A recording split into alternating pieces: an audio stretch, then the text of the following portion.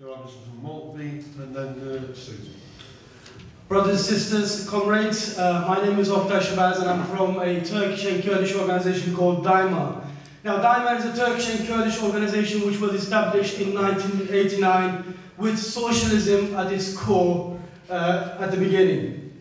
Now, when Day-Mer was established, it was established with the objective of uniting people against common struggles. So we made it quite clear that our existence will focus on integration under the banner of common struggle against common issues. And for this reason, we have made it quite clear where we stand in all the elections that we've been involved in so far. We have made it quite clear that in any election that we support, that we stand against no cuts, no privatization, no to illegal wars, no scapegoating of migrant communities. And we have made that quite clear since 1989. Now, for these elections which are coming up in May, it doesn't change anything. And it is for that reason that we will be supporting TUSC and we will have Day-Mer candidates standing in Hackney, Harringay and Enfield as TUSC candidates.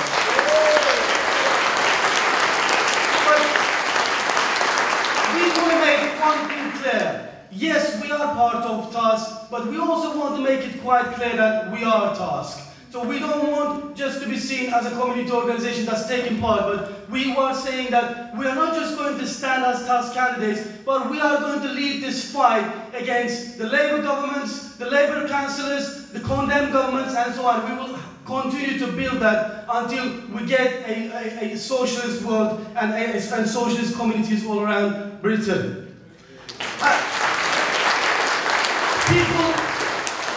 People talked about a pessimistic atmosphere. Well, we are not pessimistic at all, guys. You know, and I'll tell you quite clearly why we were not pessimistic. Now, in terms of our community, we know that Labour and all the other main political parties have used an easy target to get votes in the past.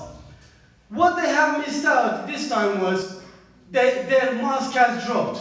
They are all attacking migrant communities, they are all pro-cuts, they are all pro-privatization. And our community, for the first time, can see the real face of these three main political parties. So because of that, we are not pessimistic at all. We are actually quite optimistic about the elections. And we have seen our community members becoming more political and asking more questions about the politics in Britain more than ever.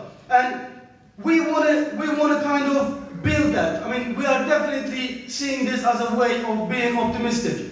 And I think there should also be other reasons why we should be optimistic, and it's about what's happening around the world. We have seen a candidate in Seattle, a socialist candidate, winning the election. That is definitely one reason why we should be optimistic. But also, back in our country, in Turkey, we have seen the uprising in the summer in what happened with Turkey. But we have also seen, for the first time, Kurdish people, Turkish people, different ethnic groups, environmentalists, LGBT groups, all different communities coming together against a government who is proposing nothing but cuts, privatization, workers' rights, and so on. So we are, for this reason, definitely optimistic.